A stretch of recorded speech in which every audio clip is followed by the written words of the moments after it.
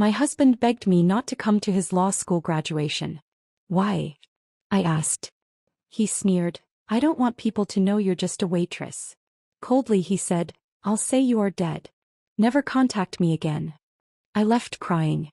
Years later, on wedding day, my phone wouldn't stop ringing, his mother, his bride, everyone asking, what happened? Don't come to my graduation.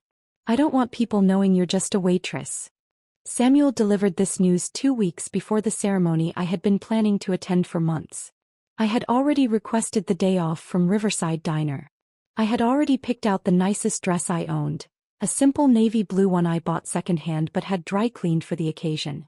I had already imagined sitting in that audience watching my husband walk across the stage to receive the law degree I helped pay for with tip money and extra shifts that left my feet bleeding.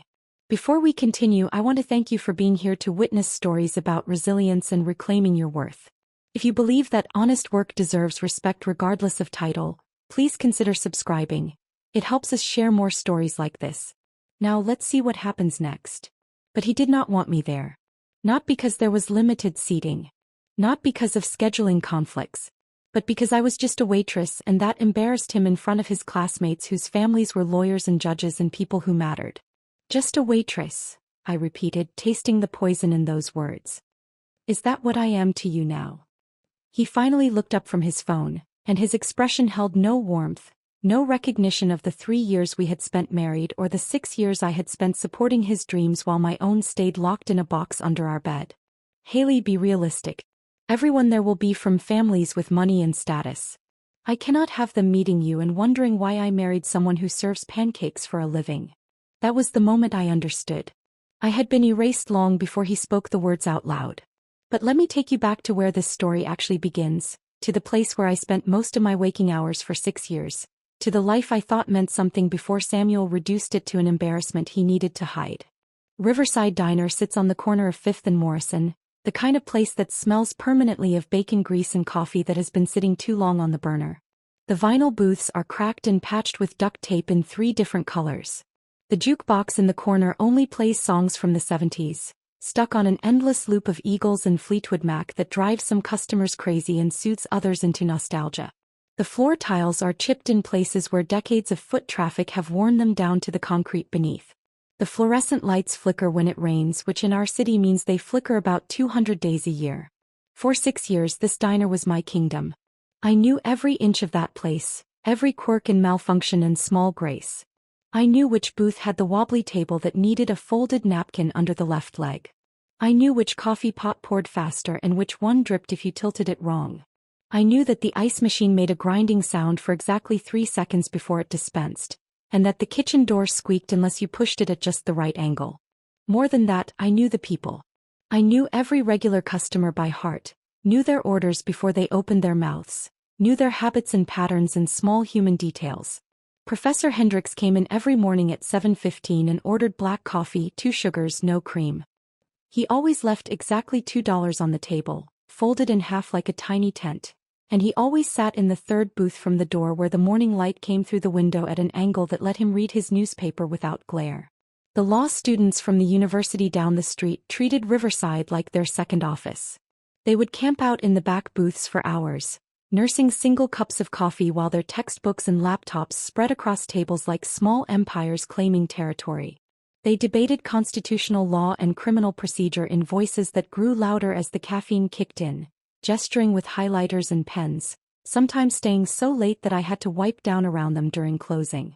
I moved through their conversations like a ghost, refilling water glasses and clearing plates while they talked about tort reform and appellate briefs and summer internships at prestigious firms. They never looked up when I approached their table. They never paused their discussions to say thank you. They never learned my name even though I wore a name tag pinned to my uniform every single shift. To them, I was part of the furniture, as permanent and invisible as the chipped formica tables and the flickering lights overhead. My co-workers became my family in ways that surprised me.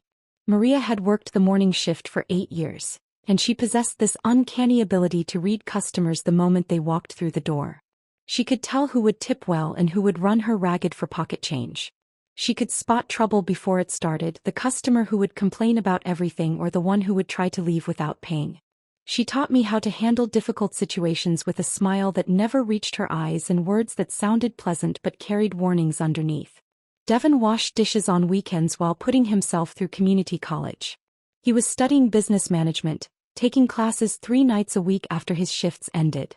He had this philosophy about work that he would share while scrubbing pots in the back, his hands red from hot water and industrial soap. He said every job teaches you something valuable if you pay attention, and washing dishes teaches patience and the satisfaction of turning chaos into order. He said the people who looked down on service work were the ones who had never done it, who had no idea how much skill and endurance it required. Then there was old Joe, who had been cooking at Riverside for 30 years. He arrived every morning at 5 to prep for the breakfast rush, and he stayed until the dinner orders stopped coming. He rarely talked, communicating mostly in grunts and nods, but he noticed everything. When I came in with red eyes or moving slower than usual, he would slide an extra piece of pie across the counter during my break. No words, no questions, just this understanding that sometimes kindness comes in the form of banana cream and silence. The work exhausted me in ways that went deeper than physical tiredness. My feet ached every single night, a bone-deep pain that no amount of soaking in Epsom salts could fully ease. I developed calluses on my heels and permanent indentations on my shoulders from carrying heavy trays loaded with plates and coffee pots. My hands smelled like coffee even after I scrubbed them until the skin turned pink and raw. I learned to smile through rudeness and condescension, to swallow anger when customers snapped their fingers at me or called me sweetheart in voices that made the word sound like an insult.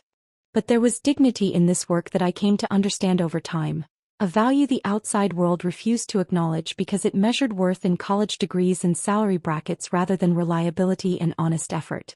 I showed up for every shift on time.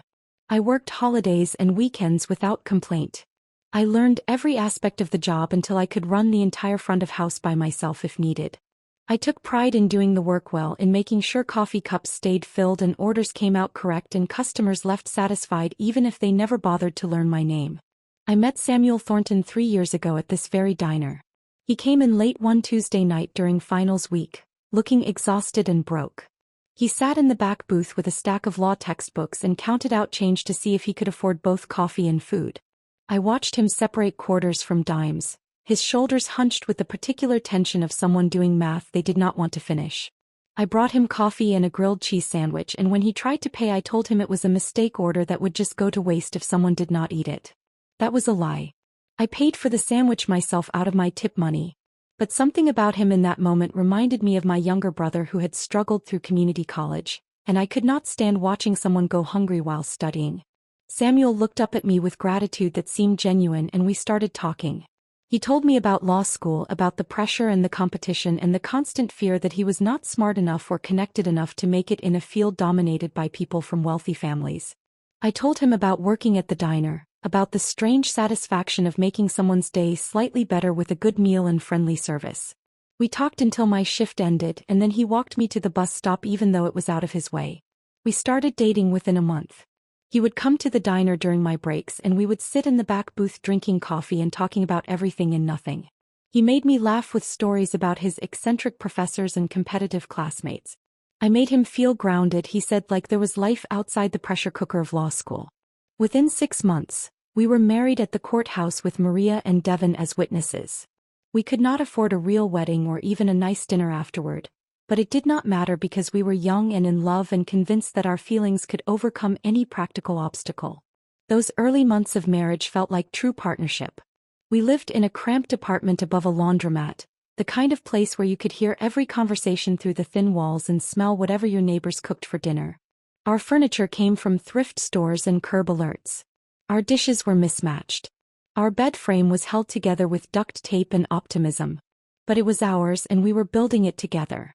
Samuel would stay up late studying while I soaked my aching feet after double shifts. We would fall asleep tangled together on our second-hand couch, too tired to make it to the bedroom. We whispered about the future we would build once he graduated and started his career.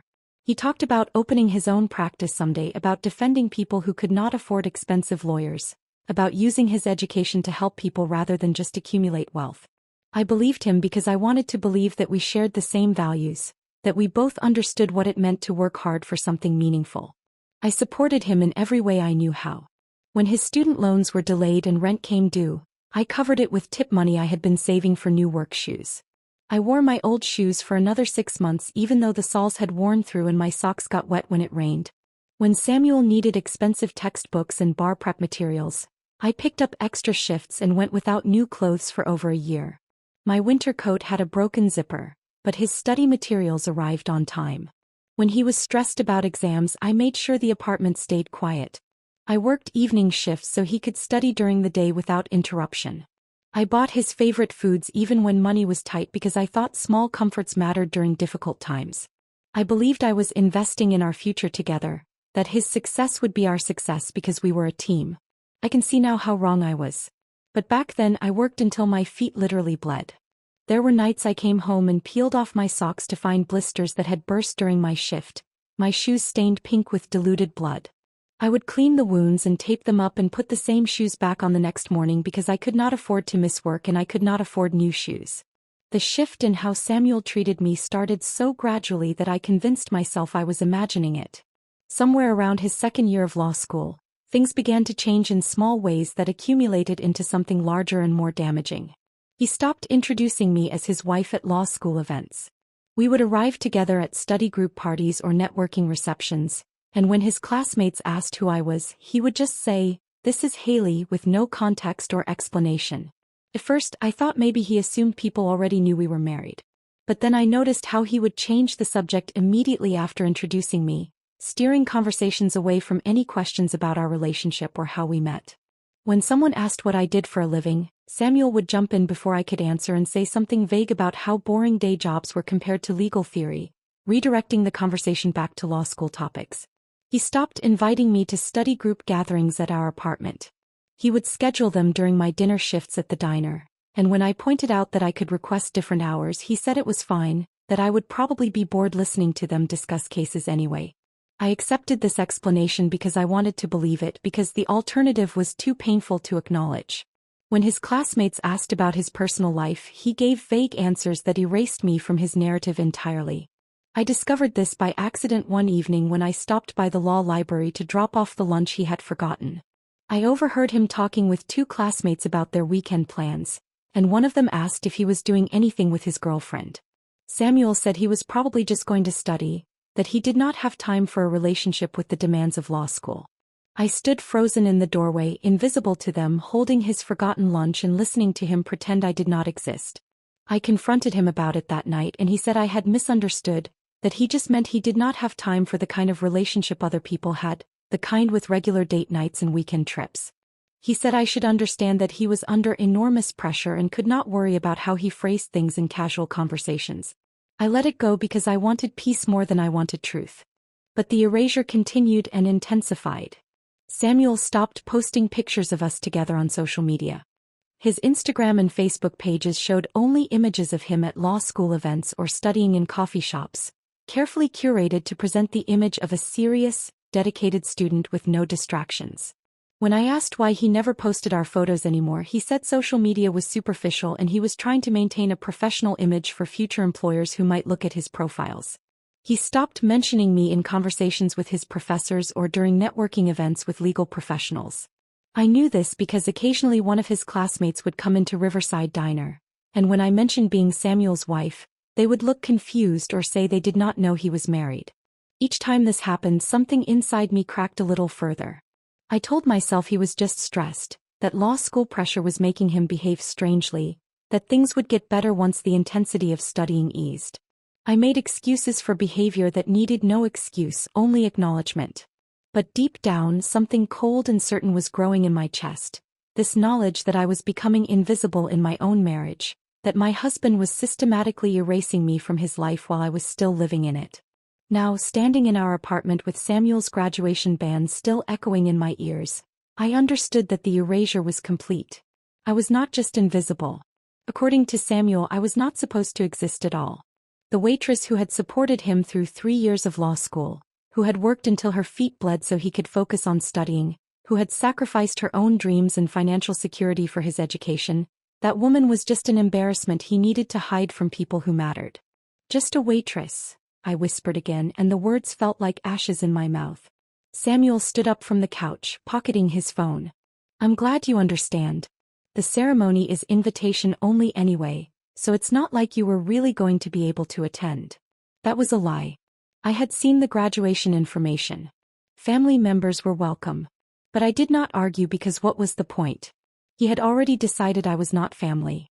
He had already decided I was not worthy of being seen with him on his big day. I need to get back to studying, Samuel said, walking toward our bedroom. He paused in the doorway and looked back at me with an expression I could not quite read. Oh, and Haley, I've been telling people you died. A few years ago. So if anyone ever asks, just don't contact me. It's cleaner that way. He closed the bedroom door behind him, leaving me standing alone in our living room with the Thursday night meatloaf getting cold on the coffee table and my entire world collapsing around me like a building with faulty foundation finally giving way to gravity and truth. I stood frozen in our living room staring at the closed bedroom door. The meatloaf on the coffee table had stopped steaming. The apartment felt smaller suddenly, like the walls were closing in. Samuel had just told me he had been informing people I was dead, and then he walked away to study as though he had simply mentioned a change in his class schedule. My legs felt unsteady, so I sat down on the couch where moments earlier he had delivered his verdict. The fabric was worn smooth in places from 3 years of us sitting here together watching movies, eating takeout, pretending we were building a life. I pressed my palm against the cushion and felt nothing but old foam and springs that had lost their tension. I needed to understand. I needed him to explain how you tell people your wife is dead while she is still making your meals and paying half the rent. I walked to the bedroom door and knocked, softly at first, then harder when he did not respond. Samuel, we need to finish this conversation. There's nothing to finish. His voice came through the door, muffled but clear enough. I have a contracts exam on Monday. I need to study. I opened the door anyway. He sat at the small desk we had bought together from a second-hand store, his laptop open, his textbooks arranged in neat stacks. He did not turn around when I entered. You cannot just tell me you have been pretending I am dead and then go study for an exam. He sighed, the kind of exhale that suggested I was being unreasonable and tiresome. Haley, I already explained this. Everyone at graduation will be from families that matter. Lawyers, judges, business owners. These are people who can help my career.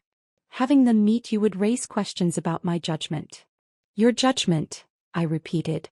The words felt foreign in my mouth, like a language I had never learned to speak properly. What exactly would they question? That you married someone who works hard. Someone who supported you through school. He finally turned in his chair to face me. His expression held no warmth, no recognition of the person I had been to him for 3 years. They would question why I married someone who serves pancakes for a living. Why I chose someone with no education, no prospects, no connections that could benefit me professionally. Each word landed with precision, carefully chosen to inflict maximum damage. This was not spontaneous cruelty. This was rehearsed, considered, deliberate. I helped pay for your degree, I said, and I hated how my voice shook. I worked doubles so you could afford textbooks and bar prep materials. I covered rent when your loans were delayed. I sacrificed so you could focus on studying. And I appreciate that, Samuel said in the tone people use when they do not appreciate something at all.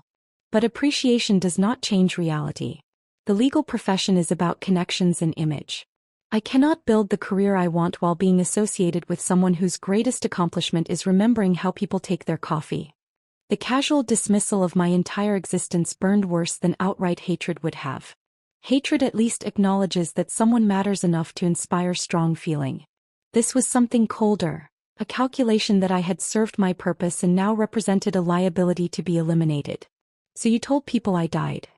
I said it as a statement, not a question, because I needed to hear the words out loud again to make them real. Yes. He turned back to his laptop, already done with this conversation. When people asked about family or my personal life, I told them my wife passed away a few years ago in an accident. It was the simplest explanation. Simplest for who? For everyone. He clicked something on his screen, his attention already elsewhere. It generated sympathy, which helped in some situations. It explained why no one had met you. And it avoided awkward questions about why I was married to someone inappropriate for my social circle. The word inappropriate echoed in my head. 3 years of marriage reduced to a single adjective that meant I was not good enough, had never been good enough, would never be good enough no matter what I sacrificed or how hard I worked. When did you start telling people this? My voice sounded distant, like it belonged to someone else. Around the middle of second year. He said it casually, like he was discussing when he had started using a new study method. That's when networking became more important and people started asking more personal questions. Second year. That was 18 months ago. For 18 months, Samuel had been walking through the world as a widower while I served coffee and cleared plates to pay our bills. For 18 months, people had been offering him sympathy for a loss that never happened while I ached from double shifts so he could study without financial stress. Does anyone know the truth? I asked. Does anyone in your entire law school world know I exist? He hesitated, and that pause told me everything. A few people from first year met you briefly. But most of them transferred or we lost touch. No one who matters knows you are real. No one who matters knows you are real. The sentence was so absurd I almost laughed. I was standing right here, breathing, speaking, existing in 3 dimensions. But according to Samuel, I was not real because the people who could advance his career did not know about me. This is insane, I said. You understand that, right? This is not normal behavior. Normal is relative. Samuel closed his laptop and finally gave me his full attention, which somehow made everything worse. In my world, having the right connections and maintaining the right image is normal. Essential actually. You come from a different world where those things don't matter. But in my profession they matter more than almost anything else. More than honesty. More than the person who supported you through school. Yes. He said it without hesitation, without shame. More than those things. I need you to understand something, Haley. I am going to be successful. I am going to build the kind of career that most people only dream about. And I cannot do that while dragging around someone who represents everything I am trying to move beyond. Everything you are trying to move beyond, I echoed. You mean poverty? Working class jobs? The kind of life I live? Yes. Exactly that. He stood up from his chair and I noticed he was taller than I remembered, or maybe I had just shrunk. I grew up poor, Haley. I know what it's like to be looked down on, to be dismissed because you do not have the right background. I worked incredibly hard to get into law school, and I am not going to waste that opportunity by staying connected to a life that will hold me back. I am not a life. I am a person. I am your wife. Not for much longer. He walked past me toward the closet and pulled out a duffel bag. I think it would be better if you stayed somewhere else tonight. I need to focus on studying and this conversation is not productive. I watched him pack my clothes, selecting items randomly and shoving them into the bag without care. My favorite sweater, the one with the small hole in the sleeve that I had been meaning to fix. The jeans I wore on our first date.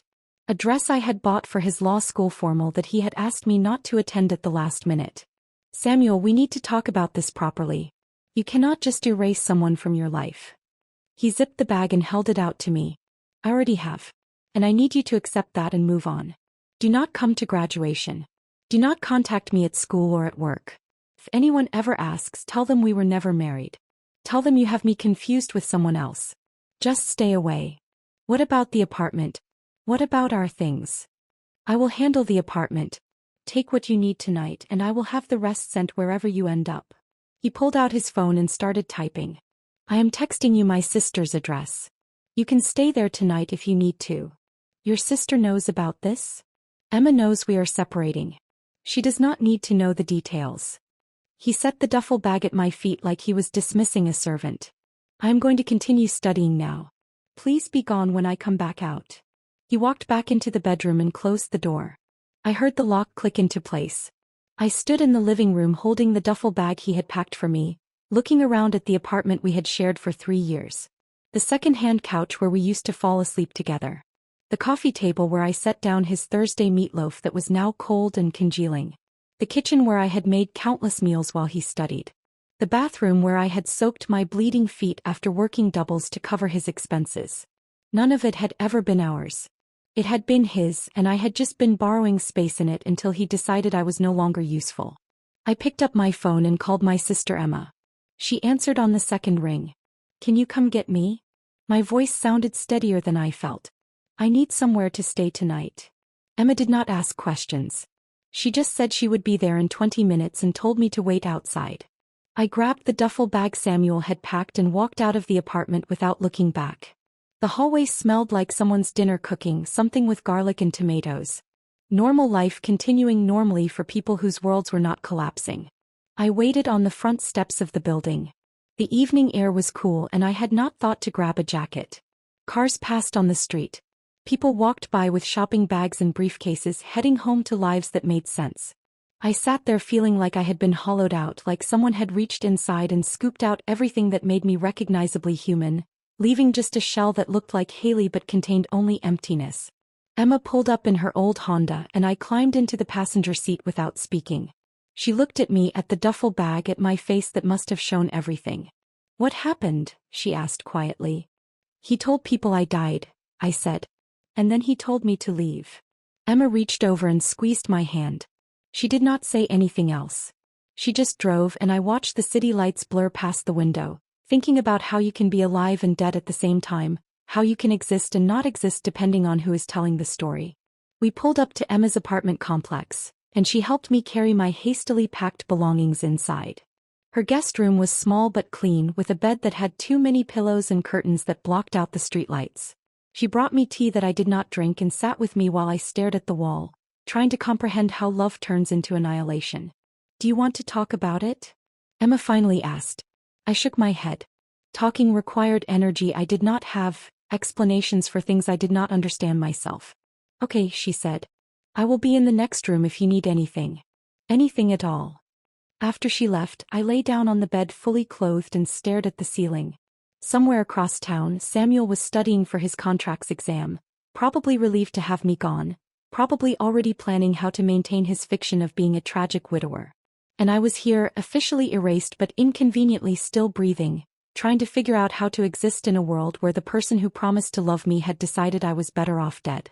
The divorce papers arrived 3 weeks later, slid under Emma's door in a manila envelope with no return address. I found them on a Tuesday morning while Emma was at work, sitting on the doormat like they had been waiting patiently for me to wake up and acknowledge their existence. I carried the envelope to the small kitchen table and opened it with hands that no longer shook. Grief had transformed during those 3 weeks at Emma's apartment, hardening from something fluid and overwhelming into something clearer and more solid. The papers inside were exactly what I expected. Petition for dissolution of marriage. Irreconcilable differences due to lifestyle disparity. That bloodless legal phrase reduced 3 years of my life to a bureaucratic checkbox, as though the violence of being erased could be captured in standardized court documents.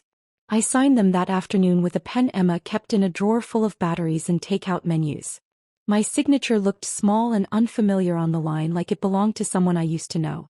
I mailed the papers back that same day, standing at the post office counter while the clerk weighed the envelope and asked if I wanted tracking. I said no. There was nothing inside worth tracking. Within a week, I had moved into a studio apartment above a used bookstore on Maple Street. The rent was cheaper than what I had been paying with Samuel, and the landlord was an elderly man named Mr. Chin who asked no questions when I explained I needed a place immediately. The apartment had slanted floors that made furniture placement difficult and a radiator that clanked loudly at random intervals throughout the night. But the windows faced east, and every morning the sunrise painted the walls in shades of gold and pink that made the space feel less like an ending and more like a beginning. I furnished it slowly with pieces from thrift stores and curb alerts. A reading chair with faded upholstery that was still comfortable. A small wooden table that wobbled unless I folded a napkin under one leg. Mismatched dishes from the Goodwill bins. Plants for the windowsill that I kept alive through sheer determination, as though their survival was somehow connected to my own. Each purchase felt like reclaiming territory, like building something that belonged only to me with no ghosts of failed partnership haunting the corners. I returned to work at Riverside Diner the Monday after I signed the divorce papers. Walking through that door felt both familiar and strange, like returning to a place you left as one person and entering as someone completely different. Maria was wiping down the counter when I arrived for my shift, and she looked up with an expression that held no pity, just solid understanding. "You back for good?" she asked. "Yeah. I am back." She nodded once and handed me a clean apron. "Table 6 needs coffee and the couple at the window booth are ready to order." That was it. No intrusive questions about what had happened or where I had been. Just the routine of work that required my attention and gave me something concrete to do with my hands and mind. I tied the apron around my waist and picked up the coffee pot, and for the first time in weeks I felt steady. Maria noticed the dark circles under my eyes that no amount of concealer could fully hide, but she never pressed for details. She just made sure I ate during my breaks, appearing with toast or soup that she claimed was extra from a cancelled order. When I needed a moment to collect myself in the bathroom, she covered my tables without comment. Her kindness was practical and unobtrusive, the kind that does not demand gratitude or explanation. Devin was working the weekend shift when I came in on Saturday, his hands red from hot water and industrial soap as he scrubbed pots in the back.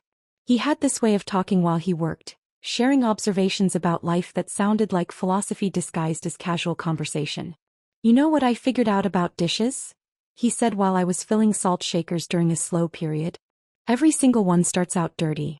Food stuck on, grease baked on, stains that look permanent. But if you just keep working at it, keep scrubbing, eventually it comes clean. Nothing stays ruined forever if you put in the work." I looked at him, at this 20-year-old kid putting himself through community college while washing dishes, and I realized he understood more about resilience than most people twice his age. "That is a good philosophy," I said. He grinned. "Yeah, well, dishes teach you things if you pay attention. Patience mostly. And the fact that a fresh start is always possible." Old Joe started making my favorite comfort foods without being asked. I would be working my section, and he would slide a plate of grilled cheese and tomato soup across the kitchen counter, catching my eye with a gruff nod that said more than words could. Sometimes it was his special mac and cheese, the kind he only made when someone needed it.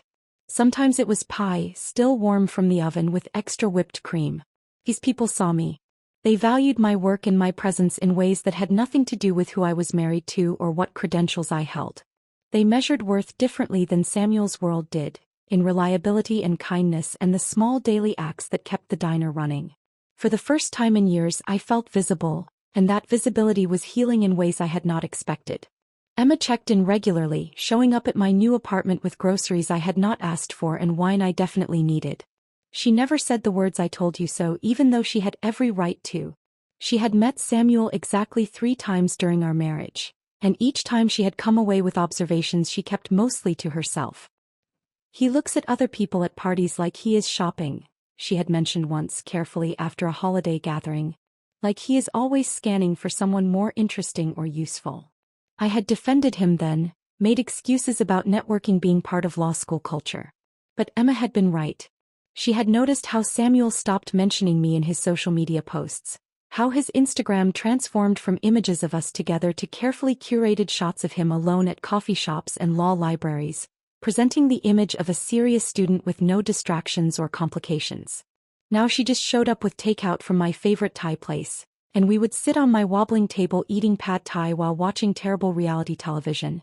She provided sarcastic commentary about the manufactured drama on screen that made me laugh until I cried. And those moments reminded me that not everyone I loved had betrayed me, that some bonds survived even when others shattered completely. I developed routines that were entirely mine. Saturday mornings I walked to the farmer's market 3 blocks from my apartment, buying fresh vegetables I cooked in my tiny kitchen. Sunday evenings I spent in the bookstore downstairs, where Mr. Chin let me browse for hours without any expectation that I would buy anything. I read novels about other people's problems and memoirs about survival, and slowly I began to understand that my life was not over, just different than I had planned. The weeks turned into months. Summer faded into fall, and the leaves outside my window shifted from green to gold to brown. I worked my shifts at the diner and came home to my small apartment and built a life that was modest but honestly mine. I was not happy exactly, but I was stable, and stability felt like an achievement after months of emotional freefall. Then came the morning that changed everything again. It was a Tuesday, 8 months after the divorce had been finalized. I was working the breakfast shift, moving between tables with the coffee pot, refilling cups and clearing plates in the familiar rhythm that required no conscious thought. 2 law students sat in the corner booth, the same one where Samuel used to study 3 years ago. They were deep in conversation about someone's upcoming wedding, and I was only half listening as I approached with the coffee pot. "Did you get your invitation to Samuel Thornton's wedding?" one of them asked. My hand froze mid-pour, coffee splashing slightly over the rim of the cup. I set the pot down carefully and pretended to wipe the spill while my heart hammered against my ribs. "Yeah, it looks like it is going to be huge," the other student replied. "His fiancée's family is apparently spending a fortune. Her dad is that appellate judge, right? Judge Ashford. Victoria Ashford. Can you imagine landing someone like that? Samuel really upgraded from that tragic backstory he had going. The whole dead wife thing. They laughed and the sound cut through me like broken glass. I finished wiping the table and walked back to the kitchen on legs that felt disconnected from my body. Victoria Ashford. Daughter of an appellate judge. Exactly the kind of pedigree Samuel had been cultivating, the exact opposite of a waitress who embarrassed him with her working-class existence. He had not just left me. He had upgraded me, traded authenticity for advantage, swapped the woman who supported him through law school for someone whose connections could advance his career. And he was getting married, celebrating this new partnership while still telling people his first wife had died tragically years ago. I finished my shift moving through the motions automatically, clearing tables and refilling coffee while my mind spun with this new information. When my shift ended, I walked home slowly, taking the long route through the park where fall leaves crunched under my feet. The air smelled like wood smoke and approaching winter. Back in my apartment, I sat at my wobbling table and stared at my laptop for a long time before opening it. I had not searched for Samuel since the divorce, had not looked at his social media or checked on his life. I had been trying to move forward, to build something new rather than obsessing over what I had lost. But now I needed to see. I needed to know what story he was telling, what version of reality he had constructed around my erasure. I opened my laptop and typed his name into the search bar. And what I found made something cold and sharp crystallize in my chest. Not jealousy but a darker form of clarity that felt almost like purpose taking shape. Samuel's Instagram profile loaded slowly on my old laptop, the images appearing one by one like evidence in a case I had not known I was building. The first photograph showed him at what looked like a charity gala, wearing a tailored suit I knew he could not have afforded when we were married. Victoria Ashford stood beside him, her hand resting elegantly on his arm, both of them smiling with the easy confidence of people who had never scrubbed floors or counted coins for groceries. I scrolled down. More photographs appeared, each one carefully composed and lit. Samuel at a legal conference with a name tag that identified him as an associate at Morrison & Wells, one of the most prestigious firms in the city. Samuel and Victoria at what the caption identified as a vineyard weekend, wine glasses raised against a sunset that looked professionally photographed. Samuel alone in what appeared to be his new office, law books arranged artfully behind him, his expression thoughtful and accomplished. But it was the captions that made my hands start to shake. Under the photograph from the charity gala, he had written about gratitude for second chances and the importance of honoring those we have lost by living fully. The comments beneath were full of heart emojis and supportive messages. People wrote about his strength and resilience. Someone mentioned how inspiring it was to see him finding happiness again after such devastating loss. I clicked on an older post, one from 6 months ago. A photograph of Samuel standing alone on a beach at sunset, his back to the camera, looking out at the ocean. The caption read, "3 years ago today I lost my best friend and partner.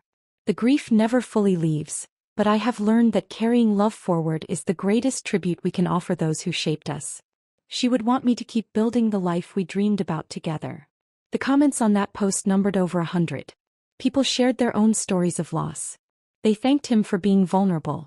They praised his emotional maturity and his ability to transform tragedy into motivation. One comment from someone whose profile identified her as a partner at his law firm said that his resilience in the face of personal tragedy was one of the things that made him such a valuable member of their team. I felt something cold settle in my chest, not the hot flash of anger but something more dangerous and calculated. Samuel had not just told a few people I was dead. He had constructed an entire public mythology around my fictional death, complete with anniversary posts and philosophical reflections about grief and growth. My erasure had become performance art, carefully staged and widely applauded. I opened a new tab and searched for Samuel's name along with the law school. The third result was an article from the Alumni magazine published 4 months ago. The headline read, "Rising Star, How Personal Tragedy Shaped One Graduate's Approach to Justice." My finger hesitated over the trackpad before I clicked the link. The article opened with a photograph of Samuel in his office, the same one from his Instagram but shot from a different angle. The text began with what the writer called his remarkable journey through law school, balancing academic excellence with the emotional weight of losing his spouse during his first year. I read the interview slowly, feeling my pulse accelerate with each paragraph. Samuel described our marriage as a beautiful but brief chapter, a partnership cut short by circumstances he preferred not to detail out of respect for her memory. He talked about how the loss had taught him about the fragility of life and the importance of fighting for justice on behalf of people who could no longer fight for themselves. He said his late wife had always believed in helping others, and that her memory motivated him to pursue civil rights law rather than more lucrative corporate work. None of this was true. Samuel had never expressed interest in civil rights law during our marriage. He had talked constantly about making money, about building the kind of practice that would let him afford the lifestyle he wanted. And I had never shared any particular philosophy about helping others beyond the basic human decency of treating people with respect. But the interviewer had eaten it up, weaving Samuel's fabricated narrative into a compelling story about perseverance and purpose. The article included a quote from one of his professors saying that Samuel's ability to channel personal tragedy into professional drive made him exactly the kind of attorney the legal system needed. Another quote from a senior partner at Morrison & Wells mentioned that they had been impressed not just by his academic credentials but by his character, which had been tested and proven through unimaginable loss. I clicked back to his Instagram and scrolled further. There were more posts stretching back over 2 years, each one carefully maintaining the fiction. A photograph of a book about grief with the caption about finding comfort in unexpected places. A shot of him running a 5K with a caption about how physical challenges helped him process emotional pain. An image of a sunset with a quote about carrying memories forward while building new dreams. The performance was meticulous. He had created an entire digital memorial to a version of me that had never existed, a saintly dead wife whose loss made him more sympathetic, more admirable, more hireable. Every post generated dozens of supportive comments. Every public display of grief earned him social capital that translated directly into professional opportunities. I found his LinkedIn profile next. His bio mentioned overcoming personal adversity during law school, though it was more subtle than his Instagram presence. But the recommendations from professors and colleagues made references to his resilience and emotional strength. One recommendation specifically mentioned his ability to maintain excellence despite circumstances that would have derailed most students. Then I found the engagement announcement. It had been posted 2 months ago on both his profile and Victoria's. The photograph showed them on what looked like a yacht, Victoria's left hand displayed prominently to show an engagement ring that probably cost more than I made in 6 months. The caption talked about finding love again after loss, about being grateful for second chances, about honoring the past while embracing the future. Victoria's parents had commented with congratulations and heart emojis. Samuel's colleagues from the law firm had written supportive messages. Friends I did not recognize shared their happiness for him. And threaded through all of it was this underlying narrative of the tragic widower who had suffered and healed and now deserved his happy ending. I clicked on Victoria's profile. Her Instagram was equally curated, full of photographs from charity events and gallery openings and weekend trips to places I had only seen in magazines. She was beautiful in the way that expensive education and good breeding create, polished and poised and utterly confident. Her bio mentioned her work at a nonprofit legal foundation and her passion for criminal justice reform. There were several posts about Samuel, each one glowing with affection and admiration. In one caption she wrote about how his strength in the face of tragedy had inspired her to live more fully. In another she mentioned how honored she felt to be chosen by someone who understood the preciousness of love because he had lost it once before. She had no idea. Victoria Ashford, daughter of an appellate judge, graduate of an elite university, dedicated to justice and reform, had no idea she was marrying a man who had casually erased his living wife from existence because she embarrassed him. She thought she was getting the grieving widower who had transformed pain into purpose. She had no idea she was getting the man who had told me I was better off dead than sitting in his graduation audience. I closed the laptop and sat in the darkness of my studio apartment. The radiator clanked its familiar rhythm. Outside my window, I could hear traffic and distant voices and the normal sounds of a city going about its evening. My hands had stopped shaking, replaced by a strange calm that felt almost detached from my body. Samuel had not just told a convenient lie. He had built an entire professional identity on the foundation of my fictional death. Every connection he had made, every job opportunity he had received, Every expression of sympathy and admiration he had collected, all of it was contaminated by this fundamental deception. He had weaponized my erasure, turning it into social capital that opened doors and generated trust. The unfairness of it was staggering. I had given him 3 years of marriage and 3 years before that of friendship and support. I had worked until my feet bled so he could focus on studying. I had sacrificed my own financial security and my own dreams to help him build his future. And he had repaid me by killing me off and using my corpse as a stepping stone to success. But what struck me most was not just what he had done to me. It was what he was doing to everyone else. Victoria thought she was marrying someone honest and emotionally mature. His colleagues thought they were elevating someone whose character had been tested by tragedy. His clients would trust him because they believed his personal suffering had made him compassionate and dedicated to justice. All of them were being deceived and none of them knew it. I stood up and walked to the window looking out at the street below. A couple walked past holding hands. A teenager sat on the bus stop bench scrolling through her phone. An elderly man walked a small dog that kept stopping to sniff every tree. Normal life continuing normally while I stood here holding knowledge that could detonate through Samuel's carefully constructed world like a bomb. Some lies are too big to let stand unchallenged. Some betrayals demand a response not because revenge will heal anything, but because silence becomes complicity. I thought about Victoria walking down the aisle toward a man she did not really know. I thought about Samuel's colleagues and clients trusting him based on a foundation of fiction. I thought about all the people who would attend his wedding next weekend and celebrate him without understanding what kind of person they were applauding. This was not about making Samuel suffer, though I would not pretend that thought held no appeal. This was about refusing to stay dead. This was about resurrecting the truth just enough to crack the carefully polished surface he had spent months building. This was about giving Victoria and everyone else in Samuel's fabricated world a chance to see who he really was before they invested any more of their trust and respect in someone who did not deserve it. I opened my laptop again and created a new email account, something anonymous and untraceable. Then I started researching. Wedding venues. Guest lists. Contact information for key people in Samuel's professional and personal life.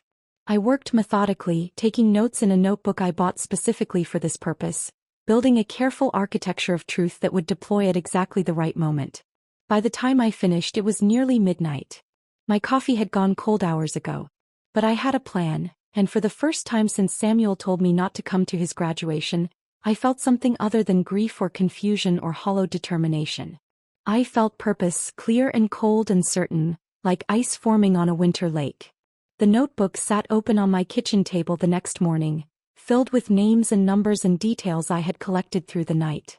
My coffee had gone cold while I worked, but I barely noticed.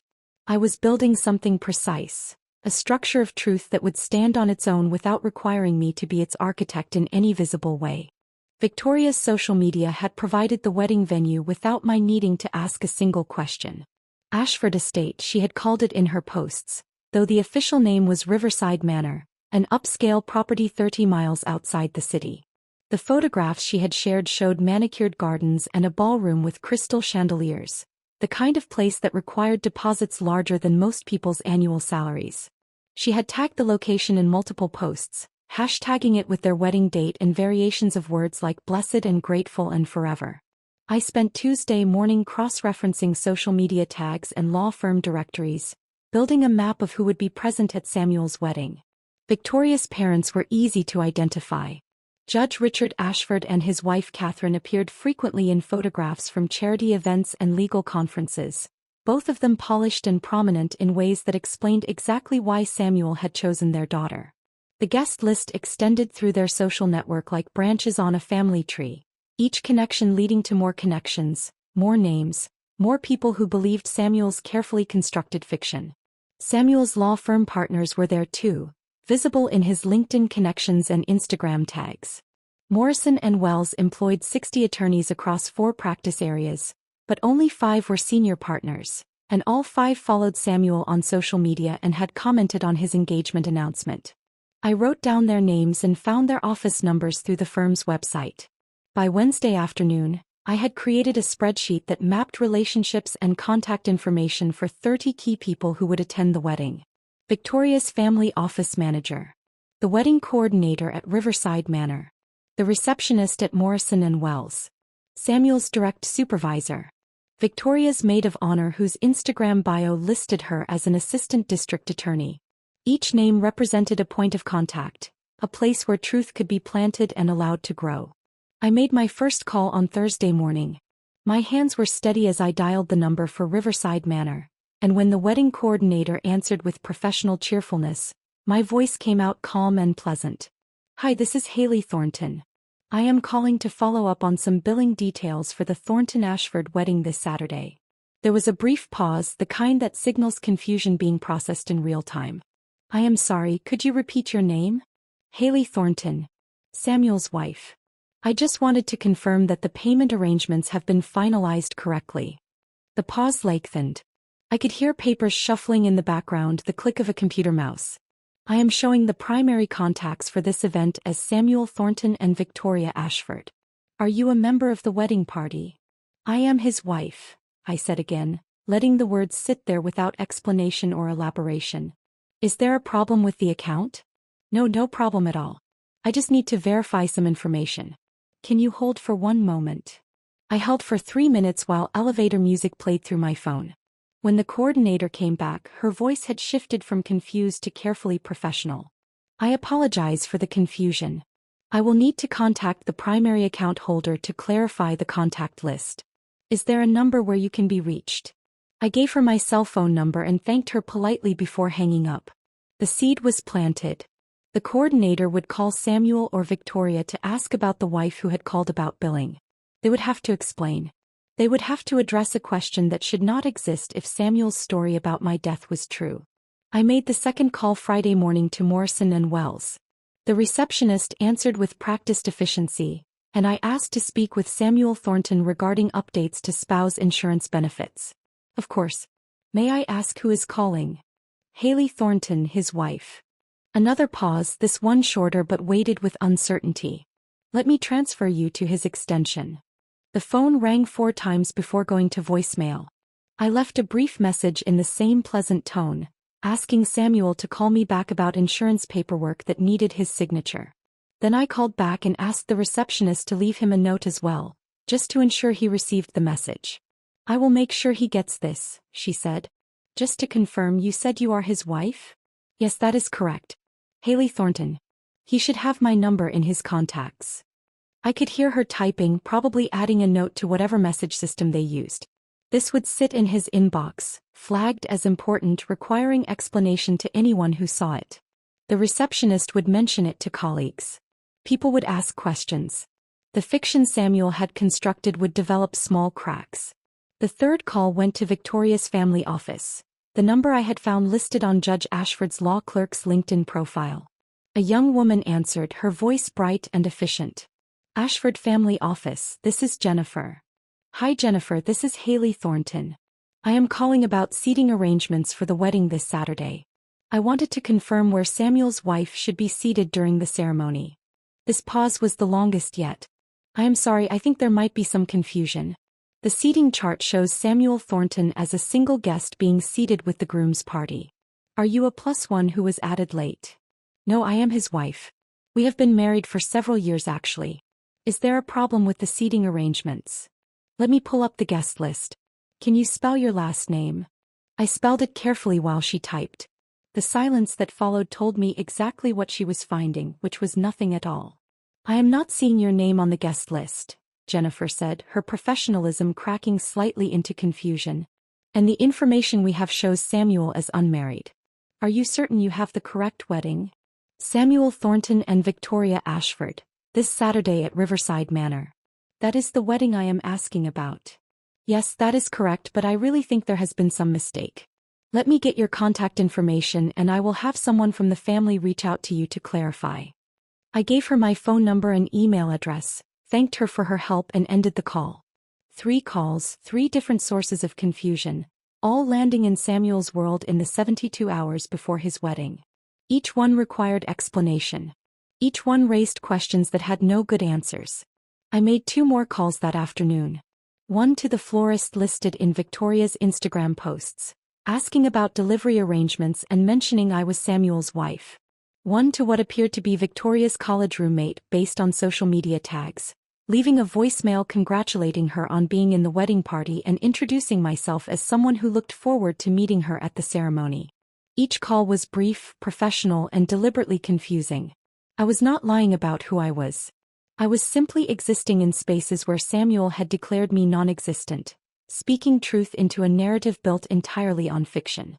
The calls would generate conversations. People would mention them to other people. The confusion would spread like ripples in water, reaching Samuel from multiple directions at once. I knew from 3 years of marriage that Samuel was someone who needed control over every detail of his image. He managed his social media presence the way other people managed investment portfolios. He carefully curated every interaction, every photograph, every public statement. These small disruptions would create anxiety he could not fully address because addressing them required either maintaining the lie or admitting the truth, and neither option gave him the control he craved. Saturday morning arrived cool and clear, the kind of October day that photographers love for outdoor ceremonies. I woke early and dressed carefully in the navy blue dress I had originally planned to wear to Samuel's law school graduation, the one I had dry cleaned for an occasion I was never allowed to attend. I applied minimal makeup and pulled my hair back in a simple style. I wanted to look presentable but unremarkable, like someone who belonged in professional spaces without drawing unnecessary attention. I drove to Riverside Manor slowly, taking back roads through neighborhoods where autumn leaves created canopies of gold and red overhead. The estate appeared at the end of a long driveway lined with oak trees, the main building a restored Victorian mansion surrounded by gardens that looked like they required a full-time staff to maintain. Workers were already setting up when I arrived at 9 in the morning. White chairs arranged in perfect rows on the lawn. Floral arrangements being positioned near an arbor where Samuel would stand in a few hours. A string quartet setting up their instruments and music stands. Catering vans parked behind the building, staff members in black and white uniforms carrying supplies through service entrances.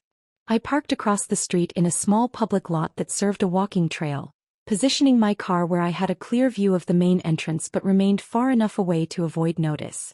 I settled into my seat with a bottle of water and the book I had brought as cover, though I had no intention of reading. Guests began arriving around 11:30.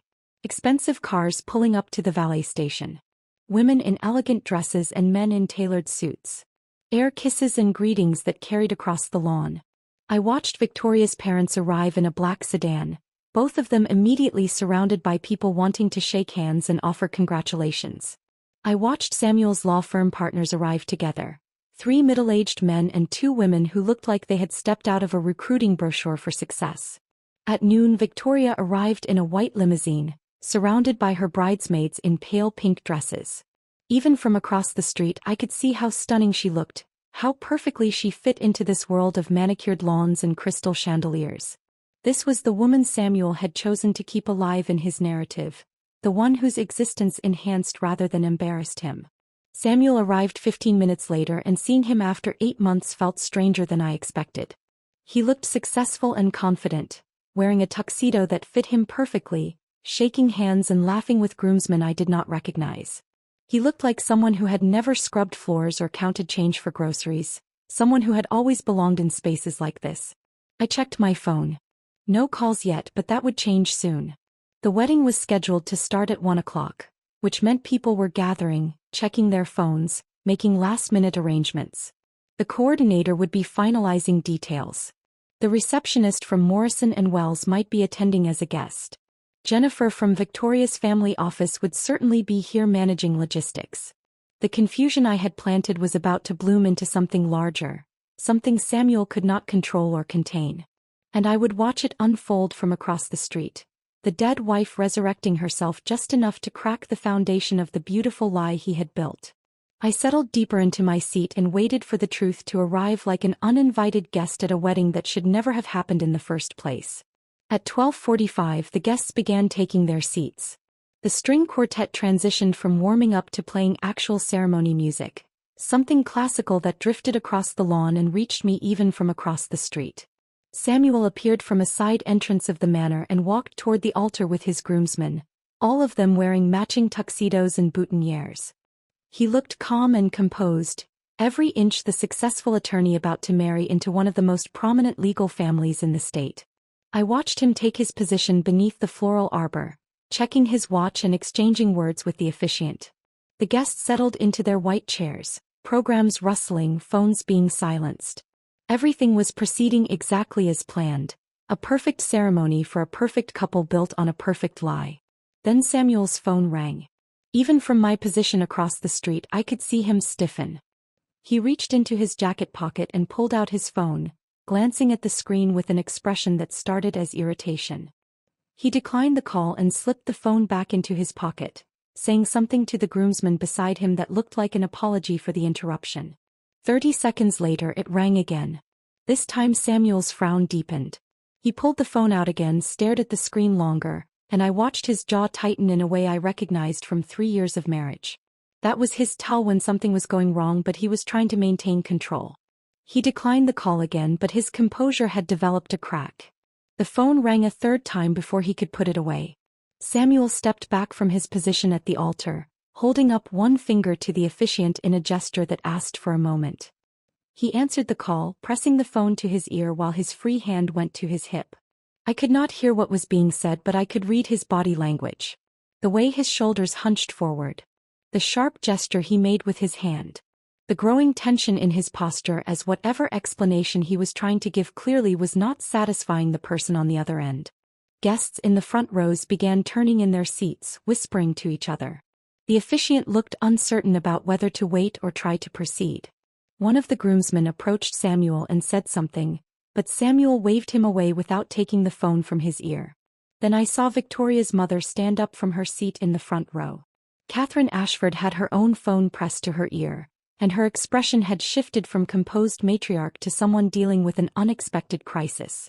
She walked quickly toward the altar area, her elegant dress not quite suited for the pace she was moving. She reached Samuel just as he was ending his call, and she immediately began speaking to him while gesturing at her own phone. I watched Samuel shake his head, watched him try to explain something, but Catherine's expression was transforming from confused to suspicious. She kept pointing at her phone, her voice carrying across the lawn in fragments I could not fully make out but whose tone was unmistakably demanding answers. Other guests were checking their phones now. I could see the ripple effect moving through the rows of white chairs as people pulled out devices and looked at screens, then looked at each other with confused expressions. The wedding coordinator appeared from somewhere behind the manor, practically running across the lawn with her tablet clutched in both hands. She reached Samuel and Catherine and tried to show them something on her screen, her mouth moving rapidly in what looked like an attempt to explain a situation that made no sense. One of Samuel's law firm partners stood up from his seat, a man I recognized from LinkedIn as Richard Morrison, one of the founding partners of Morrison and Wells. He made his way to the front with the deliberate stride of someone accustomed to taking charge in crisis situations.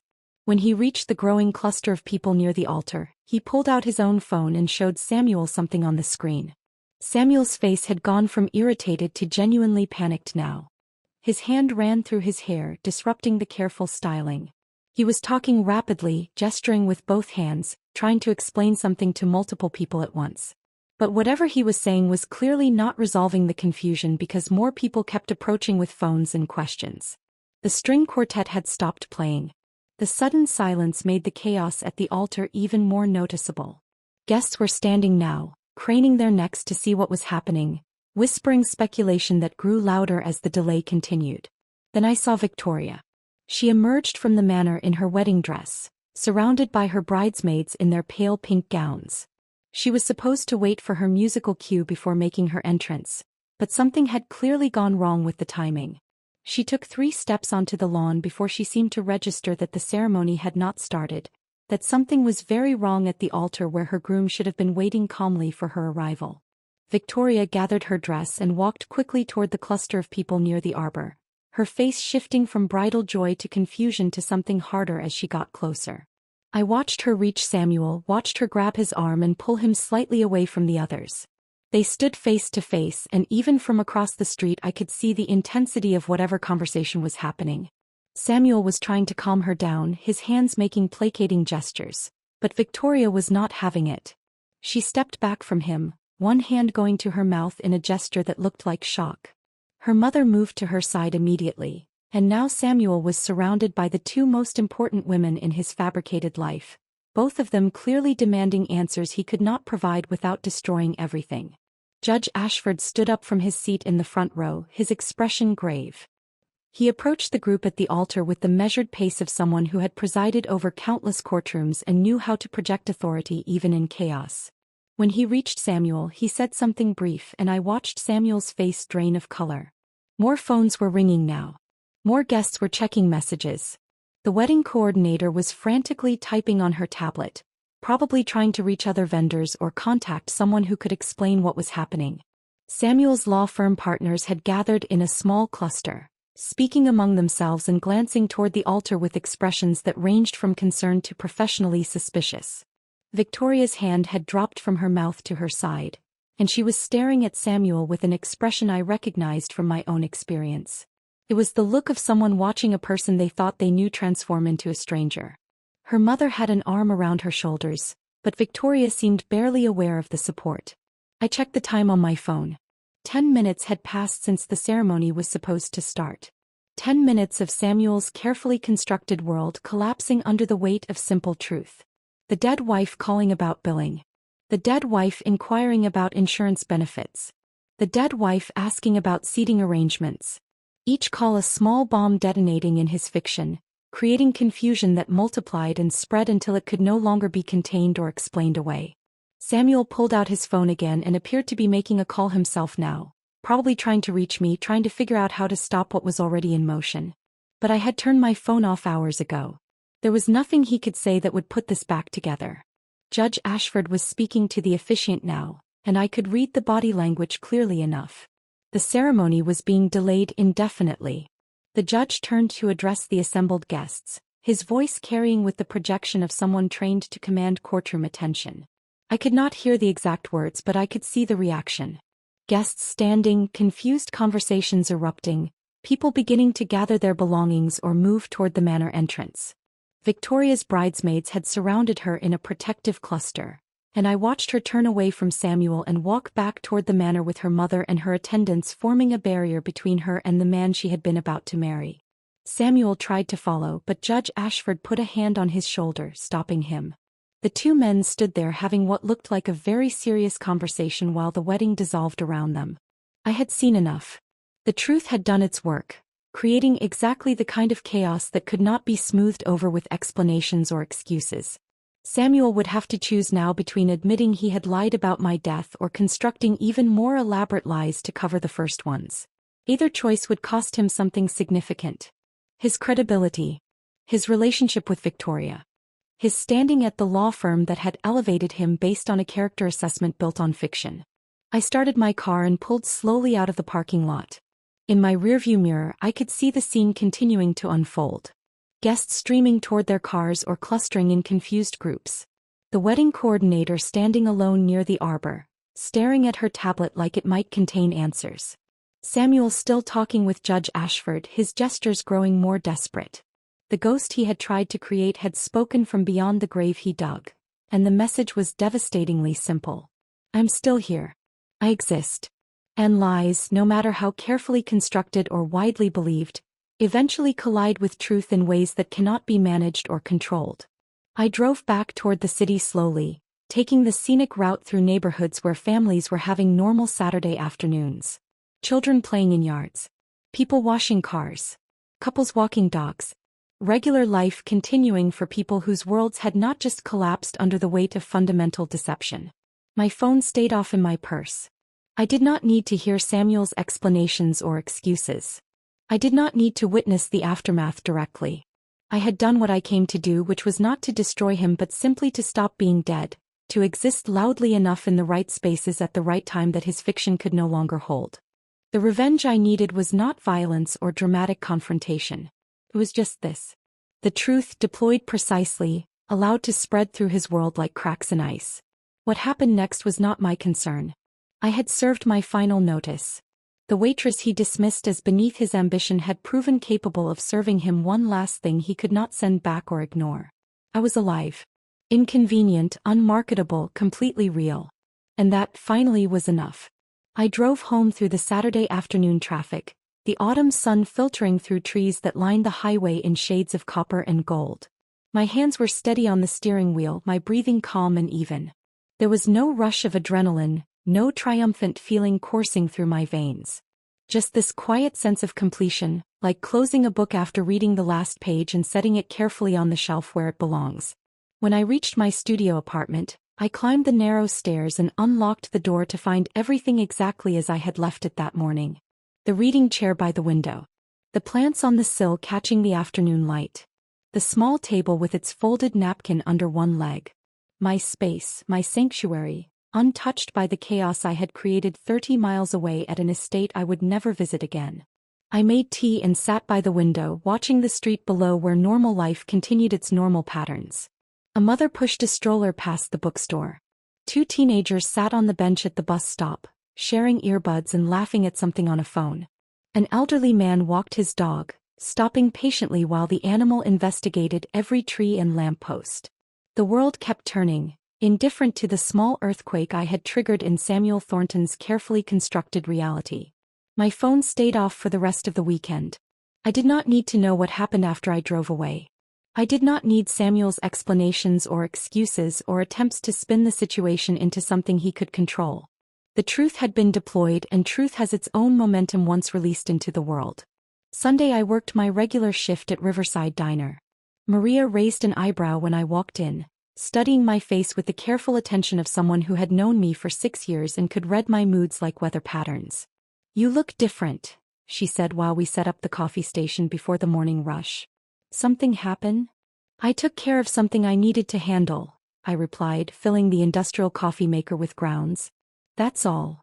She nodded slowly, asking nothing more but understanding in the way that good friends do. We worked our shift in comfortable rhythm, refilling cups and clearing plates and exchanging the kind of easy conversation that comes from shared labor and mutual respect. On Monday morning I finally turned my phone back on. 17 missed calls from Samuel. A dozen text messages that progressed from confused to angry to pleading. 3 voicemails I deleted without listening to. I blocked his number and went about my day as though nothing unusual had occurred, because in the architecture of my own life, nothing had changed except the weight I no longer carried. Tuesday afternoon, Emma called while I was reorganizing the storage closet at the diner during my break. "So I heard some interesting gossip," she said without preamble. "About a certain wedding that apparently went sideways this weekend." "Did it now?" I said, moving cans of tomato sauce to a higher shelf. "My friend Jennifer works as a paralegal at Whitman and Cross. She was invited to the Thornton-Ashford wedding because her boss does work with Judge Ashford. She said it was the most awkward ceremony she has ever attended." I said nothing, just kept organizing cans while Emma continued. "Apparently it was delayed by almost half an hour because the groom was getting calls and messages about his dead wife who turned out to be not so dead after all. Jennifer said Victoria was in tears. The judge looked ready to call the whole thing off, and half the guests were on their phones trying to figure out what was happening." "Sounds complicated," I offered neutrally. The ceremony eventually went forward, but Jennifer said the reception was tense. Like everyone was pretending everything was fine while clearly nothing was fine. And now people are talking. Law firms love gossip, and a story about someone faking a spouse's death for sympathy is exactly the kind of thing that spreads. Emma paused, and I could hear the question she was not quite asking. "I appreciate you letting me know," I said. "But I'm not really interested in following up on any of it. What happens in Samuel's world is not my concern anymore." "Fair enough," Emma said. "I just thought you should know that whatever you did, it worked. People are asking questions he can't answer well." After we hung up, I finished organizing the closet and returned to my shift. The information Emma shared settled into my awareness without generating any particular emotion. Samuel's world was cracking in the ways I knew it would once truth entered the foundation. What happened next was between him and the people he had deceived, none of whom were my responsibility to protect or inform. The weeks that followed fell into the familiar patterns of my rebuilt life. Morning shifts at the diner. Afternoon walks through my neighborhood. Evening hours in my apartment reading or cooking simple meals that pleased only me and required no one else's approval. I had returned to the rhythm that sustained me, and I found it both sufficient and satisfying in ways that surprised me. 3 days after the wedding, Emma forwarded me a screenshot from social media without additional commentary. The image showed Samuel and Victoria at what appeared to be their reception, both of them dressed in wedding attire and smiling for the camera. But even through the filtered and edited photograph, something looked wrong. The smiles were too tight. Victoria's eyes held no warmth. Samuel's hand on her waist looked more like obligation than affection. The post had been shared by someone I did not know, one of Victoria's cousins, based on the profile information. The caption asked a question that had generated significant discussion in the comments below. Why would someone lie about a spouse dying? What does that say about their character and integrity?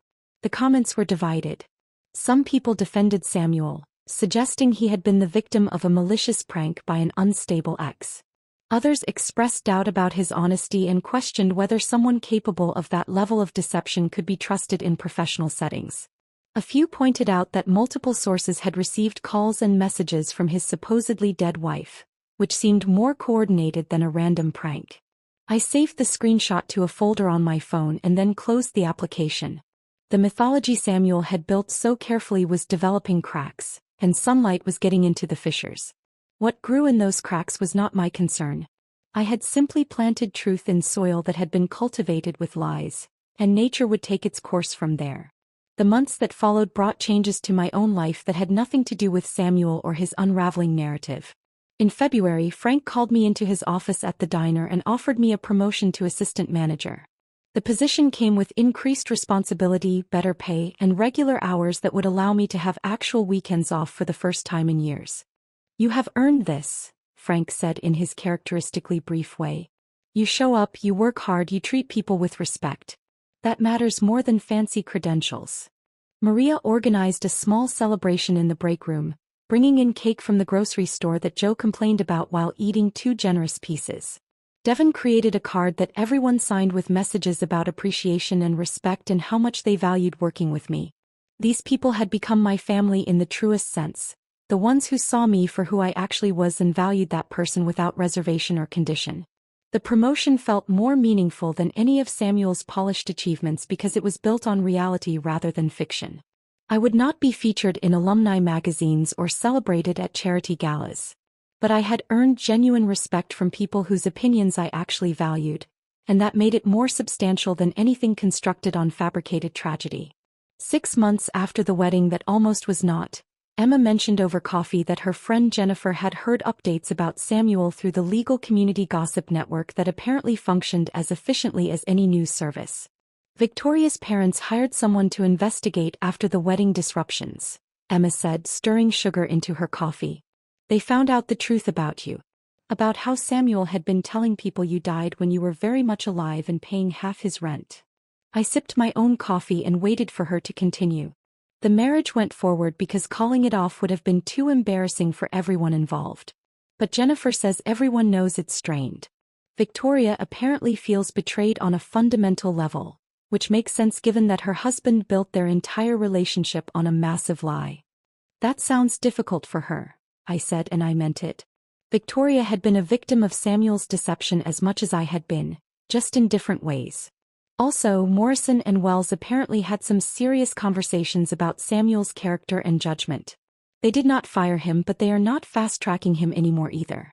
The sympathetic widower narrative that helped him get hired has been replaced by questions about his integrity. I absorbed this information with the same neutral attention I had given all the previous updates.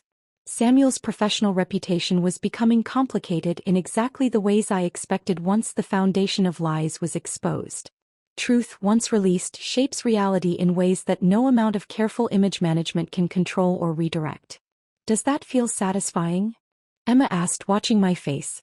"Knowing that he's facing consequences?" I considered the question carefully.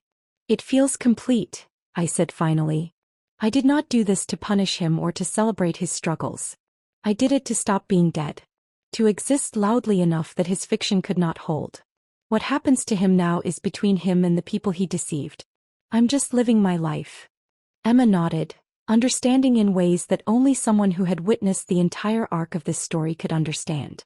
We finished our coffee and talked about other things, normal things, the texture of a life that had moved beyond the need for revenge or vindication. I walked home through streets where spring was beginning to assert itself. New leaves on trees. Flowers pushing through soil in window boxes. The world renewing itself in cycles that had nothing to do with human drama or constructed narratives. I climbed the stairs to my studio apartment, unlocked the door and stepped into the space that was entirely and authentically mine. The truth had done its work. Samuel's carefully polished facade had developed cracks that would never fully repair. And I had stopped being the ghost he tried to create, reclaiming my existence through the simple act of refusing to stay buried in the grave he dug with lies. That was enough. That was everything. The calendar notification appeared on my phone in late October, a full year after Samuel had told me not to come to his graduation. The reminder read simply, "Anniversary," because I had never bothered to delete it after the divorce. 6 years since we had stood in that courthouse with Maria and Devin as witnesses, believing we were starting something that would last. I stared at the notification for a long moment, then dismissed it with a swipe of my finger. But the date lingered in my awareness throughout my shift at the diner, this marker of time that measured both how far I had come and how completely my life had transformed from what I once imagined it would be. After work, I did something I had never done before. I made a reservation at Marcelli's, an Italian restaurant downtown that I had walked past countless times but never entered because the prices listed on the menu board outside were more than I typically spent on groceries for a week. But I had received my first paycheck as assistant manager, and I decided this anniversary deserved acknowledgement, not as mourning for what was lost but as celebration for what I had survived and rebuilt. The hostess seated me at a table by the window as evening settled over the city. The restaurant was elegant in an understated way, with white tablecloths and soft lighting and the kind of atmosphere that suggested special occasions and celebrations. I felt briefly self-conscious sitting alone at a table clearly designed for couples or small groups, but I pushed that feeling aside. This evening was mine, earned through resilience and the quiet work of rebuilding a life from materials I thought had been destroyed. I ordered wine that cost more per glass than Samuel and I used to spend on entire bottles from the discount liquor store near our old apartment. When it arrived, I held the glass up to the light and watched how the deep red caught and refracted the glow from the candle on the table. The first sip was rich and complex, with layers of flavor that unfolded across my tongue in ways that cheap wine never achieved. This was what quality tasted like when you could finally afford it through your own honest work. The server brought the chef's special, a pasta dish with ingredients I could not have pronounced a year ago but that I had learned to appreciate through small acts of treating myself well. The presentation was beautiful, each element arranged with care that elevated the meal beyond mere sustenance into something approaching art. I ate slowly, savoring each bite, feeling completely whole in a way I had never felt even during the years Samuel and I were married. There was no one across from me making dismissive comments about my lack of sophistication or my working-class tastes. No one measuring my worth against people from better families or more prestigious backgrounds. No one treating my presence as something to be hidden or apologized for. Just me, alone at a table by the window, present in my own life without apology or shame or the constant awareness of falling short of someone else's expectations. Between courses, I watched the city lights coming on as darkness settled fully over the streets. People walked past the restaurant window on their way to wherever their Saturday evenings were taking them. A couple holding hands. A group of friends laughing about something. A woman walking alone with confident strides and earbuds blocking out the world. All of them living their own stories, facing their own struggles, building their own versions of what a good life looked like. I thought about Samuel, probably sitting down to dinner with Victoria in some equally nice restaurant, possibly even nicer given her family's resources. I wondered if he ever thought about this anniversary, if he remembered the date or if he had successfully erased it along with all other evidence of our marriage. I wondered if Victoria knew that today marked 6 years since he had married someone he would later declare dead for convenience. But those thoughts came without the sharp edge of pain they once carried. Samuel's life was his own now, contaminated by lies he would have to manage indefinitely but no longer connected to mine in any meaningful way. Whatever difficulties he faced were consequences of his own choices, and I had no obligation to care about or track his struggles. The server brought dessert, a small masterpiece of chocolate and cream that looked too beautiful to eat but tasted even better than it looked. I savored it slowly while finishing my wine, feeling grateful for this moment and this meal and this life I had built from the ruins of what I once thought I wanted. Understanding settled over me as I sat there in the quiet elegance of that restaurant. Being erased from someone's story does not mean you cease to exist. It only means you exist outside the boundaries of their narrative, free to write your own story using your own words and your own truth. Samuel had tried to make me invisible through systematic erasure that culminated in my fictional death. But erasure only works if you cooperate with it, if you accept the judgment that you are not worth remembering or acknowledging. I had refused to cooperate. Not through dramatic confrontation or public spectacle, but through the simple act of existing loudly enough in the right places at the right time to crack the foundation of lies he had built. The waitress he dismissed as beneath his notice had proven capable of serving him one final order he could not decline or send back to the kitchen. Truth, delivered with precision at exactly the moment when it would cause maximum disruption to fiction. I paid the check and left a generous tip for the server who had made this evening special with attentive service that never felt intrusive. As I gathered my coat and purse, I caught my reflection in the darkened window glass. The woman looking back at me was not the person I had been a year ago, broken and confused in Emma's guest room, trying to comprehend how love turned into annihilation. She was not even the person I had been 3 years ago, shrinking herself to fit inside Samuel's ambitions while her own dreams stayed locked away. This woman was Haley Brennan, assistant manager at Riverside Diner, holder of modest achievements earned through honest work, survivor of betrayal who had learned that being dismissed is not the same as being dismissible. I had scars from this experience, places where trust had broken and might never fully heal. But I also had clarity about my worth that came from being valued by good people who measured character through actions rather than credentials or connections. The studio apartment above the bookstore waited for me when I walked home through streets that smelled like autumn leaves and wood smoke from someone's fireplace.